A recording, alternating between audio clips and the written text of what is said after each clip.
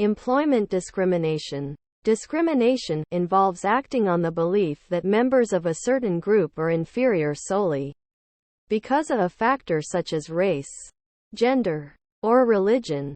There are many types of discrimination, but the focus here will be on discrimination in labor markets, which arises if workers with the same skill levels as measured by education, experience, and expertise receive different pay or have different job opportunities because of their race or gender. Earnings gaps by race and gender. A possible signal of labor market discrimination is when one group is paid less than another.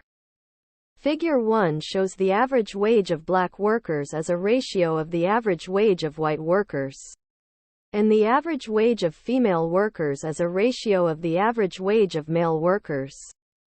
Research by the economists Francine Blau and Lawrence Kahn shows that the gap between the earnings of women and men did not move much in the 1970s, but has declined since the 1980s.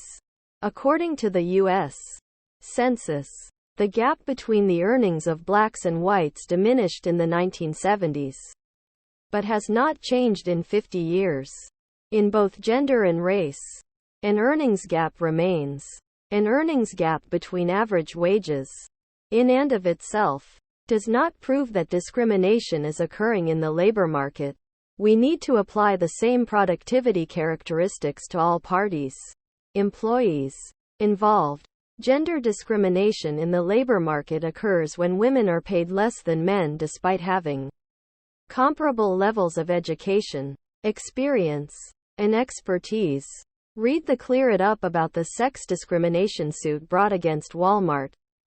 Similarly, racial discrimination in the labor market exists when racially diverse employees are paid less than their co-workers of the majority race despite having comparable levels of education, experience, and expertise. To bring a successful gender discrimination lawsuit, a female employee must prove that she is paid less than a male employee who holds a similar job, with similar educational attainment, and with similar expertise.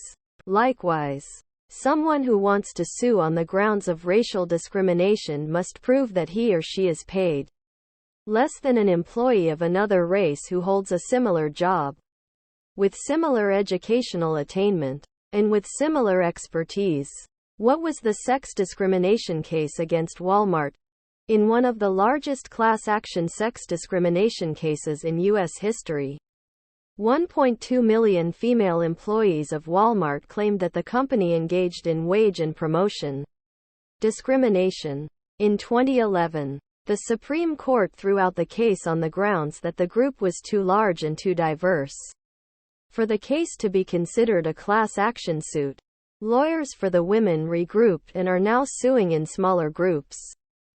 Part of the difficulty for the female employees is that the court said that pay and promotion decisions were made by local managers and were not necessarily policies of the company as a whole. Consequently, female Walmart employees in Texas are arguing that their new suit will challenge the management of a discrete group of regional district and store managers. They claim these managers made biased pay and promotion decisions. However, in 2013, a smaller California class action suit against the company was again rejected by a federal district court. On other issues, Walmart made the news again in 2013 when the National Labor Relations Board found Walmart guilty of illegally penalizing and firing workers who took part in labor protests and strikes. Walmart has already paid $11.7 million in back wages and compensation damages to women in Kentucky who were denied jobs due to their sex. Investigating the female-male earnings gap. As a result of changes in law and culture, women began to enter the paid workforce in substantial numbers in the mid to late 20th century. By 2014, 58.1% of adult women held jobs while 72.0% of adult men did. Moreover, along with entering the workforce, women began to ratchet up their education levels. In 1971, 44% of undergraduate college degrees went to women. By 2014, women received 56% of bachelor's degrees. In 1970, women received 5.4% of the degrees from law schools and 8.4% of the degrees from medical schools. By 2014, women were receiving 47% of the law degrees and 48.0% of the medical degrees. These gains in education and experience have reduced the female-male wage gap over time. However, concerns remain about the extent to which women have not yet assumed a substantial share of the positions at the top of the largest companies or in the U.S. Congress. There are factors that can lower women's average wages. Women are likely to bear a disproportionately large share of household responsibilities. A mother of young children is more likely to drop out of the labor force for several years or work on a reduced schedule than is the father. As a result, women in their 30s and 40s are likely, on average, to have less job experience than men. In the United States, childless women with the same education and experience levels as men are typically paid comparably.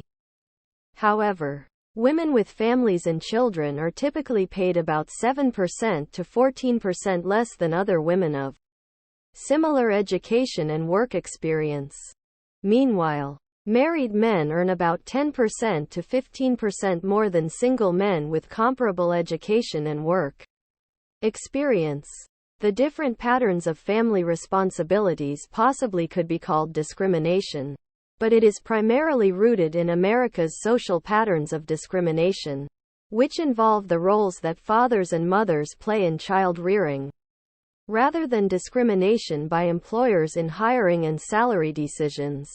Investigating the black-white earnings gap, blacks experienced blatant labor market discrimination during much of the 20th century. Until the passage of the Civil Rights Act of 1964, it was legal in many states to refuse to hire a black worker, regardless of the credentials or experience of that worker. Moreover, blacks were often denied access to educational opportunities, which in turn meant that they had lower levels of qualifications for many jobs.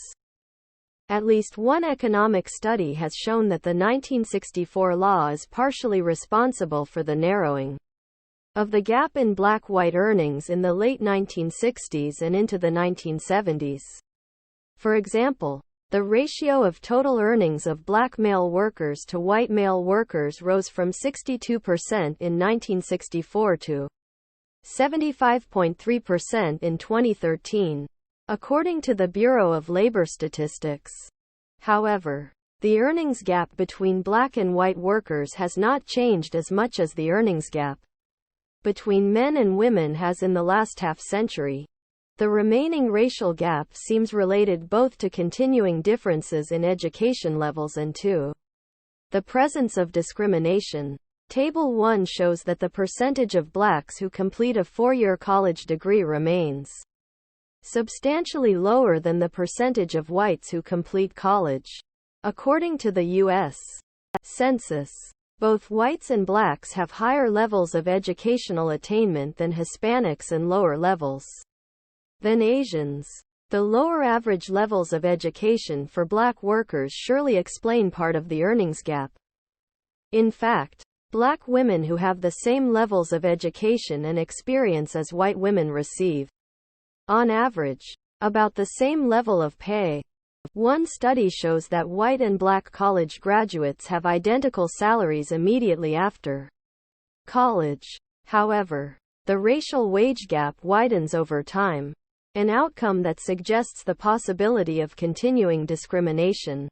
Another study conducted a field experiment by responding to job advertisements with fictitious resumes with either very African American sounding names or very white sounding names and found out that white names received 50% more callbacks for interviews. This is suggestive of discrimination in job opportunities. Further, as the following Clear It Up feature explains, There is evidence to support that discrimination in the housing market is connected to employment discrimination. How is discrimination in the housing market connected to employment discrimination?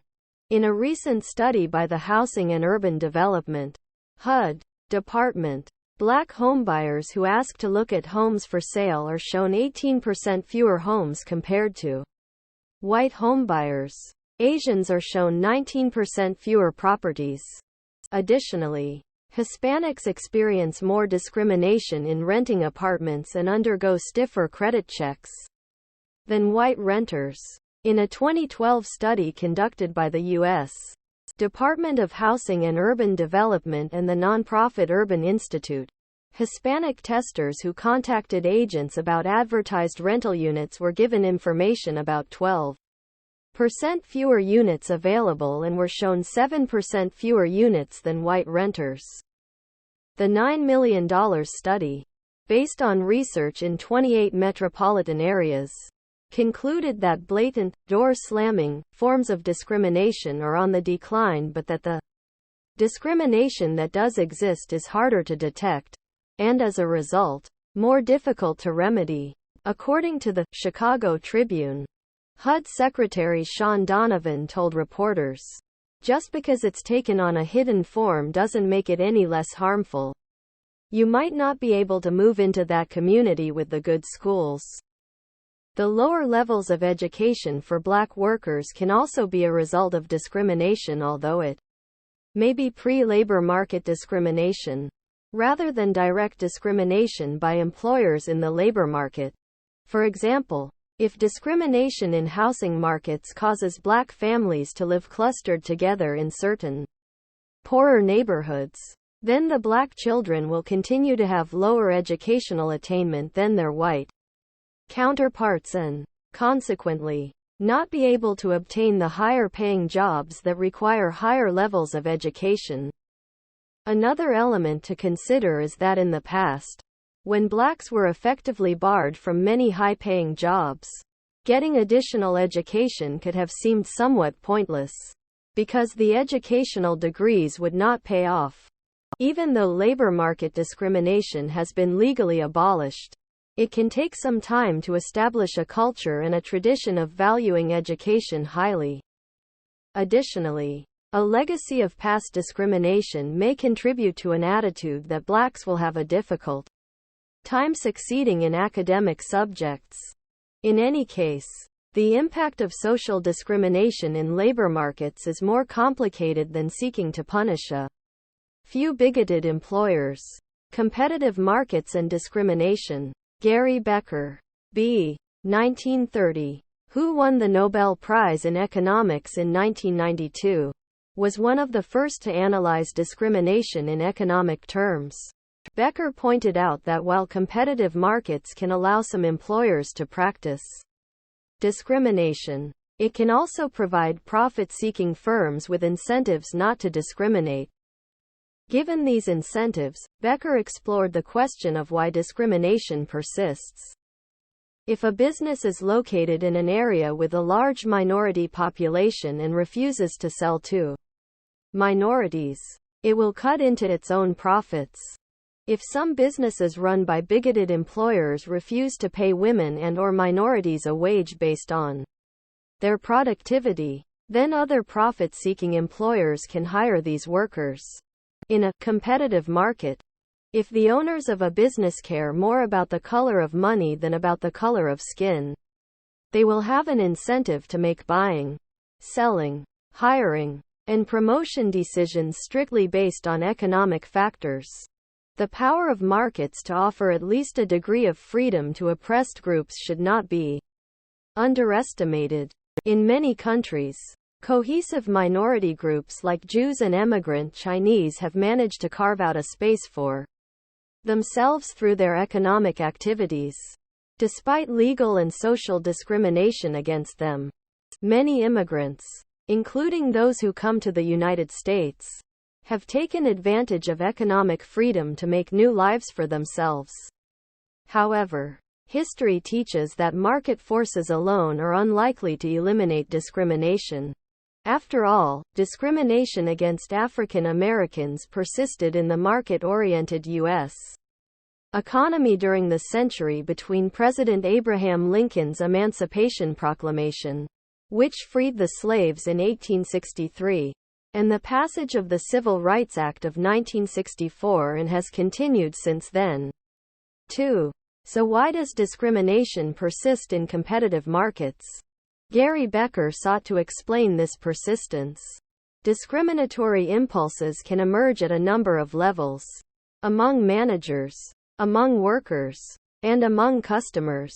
Consider the situation of a manager who is not personally prejudiced, but who has many workers or customers who are prejudiced. If that manager treats minority groups or women fairly, the manager may find it hurts the morale of prejudiced coworkers or drives away prejudiced customers. In such a situation, a policy of non-discrimination could reduce the firm's profits.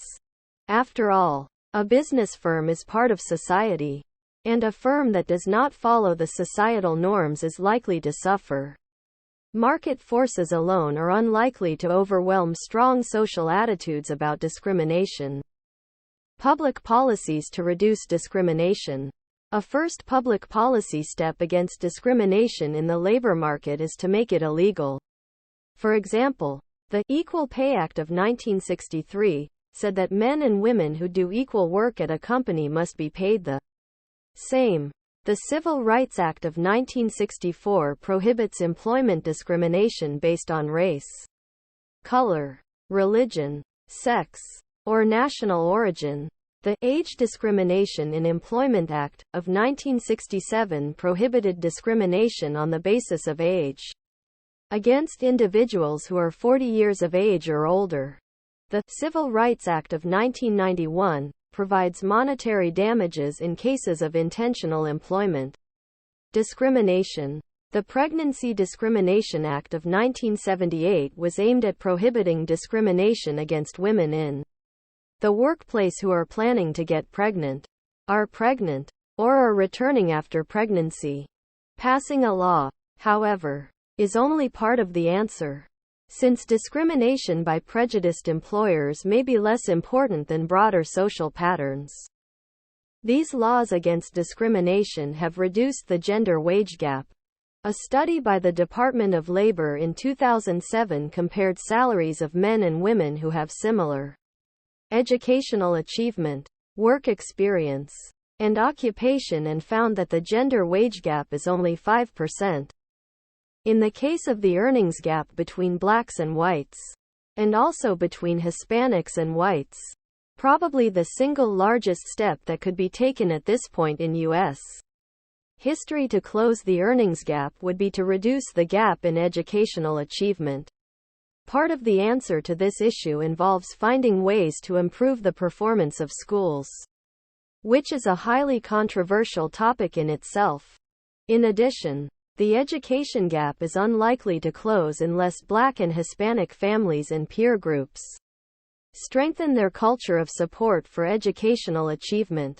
Affirmative action is the name given to active efforts by government or businesses that give special rights to minorities in hiring and promotion to make up for past discrimination. Affirmative action, in its limited and not especially controversial form, means making an effort to reach out to a broader range of minority candidates for jobs. In its more aggressive and controversial form, affirmative action required government and companies to hire a specific number or percentage of minority employees. However, the U.S. Supreme Court has ruled against state affirmative action laws. Today, affirmative action policies are applied only to federal contractors who have lost a discrimination lawsuit. This type of redress is enforced by the Federal Equal Employment Opportunity Commission, EEOC. An increasingly diverse workforce. Racial and ethnic diversity is on the rise in the U.S. population and workforce. As Figure 2 shows, while the white Americans composed 78% of the population in 2012, The U.S. Bureau of the Census projects that whites will be 69% of the U.S. population by 2060. The proportion of U.S. citizens who are of Hispanic background is predicted to rise substantially. Moreover, in addition to expected changes in the population, diversity is being increased in the workforce as the women who entered the workforce in the 1970s and 1980s are now moving up the promotion ladders within their organizations. Fortune-telling is not economics, but it still can be clarifying to speculate about the future. Optimists argue that the growing proportions of minority workers will knock over remaining discriminatory barriers. The economy will benefit as an increasing proportion of workers from traditionally disadvantaged groups have a greater opportunity to fulfill their potential. Pessimists worry that the social tensions between men and women and between ethnic groups will rise, and that workers will be less productive as a result. Anti-discrimination policy, at its best, seeks to help society move toward the more optimistic outcome. Key concepts and summary. Discrimination occurs in a labor market when workers with the same economic characteristics, such as education, experience, and skill, are paid different amounts because of race, gender, religion, age, or disability status. In the United States, female workers on average earn less than male workers, and black workers on average earn less than white workers. There is controversy over the extent to which these earnings gaps can be explained by discrimination or by differences in factors like education and job experience. Free markets can allow discrimination to occur, but the threat of a loss of sales or a loss of productive workers can also create incentives for a firm not to discriminate. A range of public policies can be used to reduce earnings gaps between men and women or between white and other racial, ethnic groups, requiring equal pay for equal work, and attaining more equal educational outcomes. Thank you for watching BookTube channel. Make sure to smash the like and subscribe buttons to receive notifications about new contents.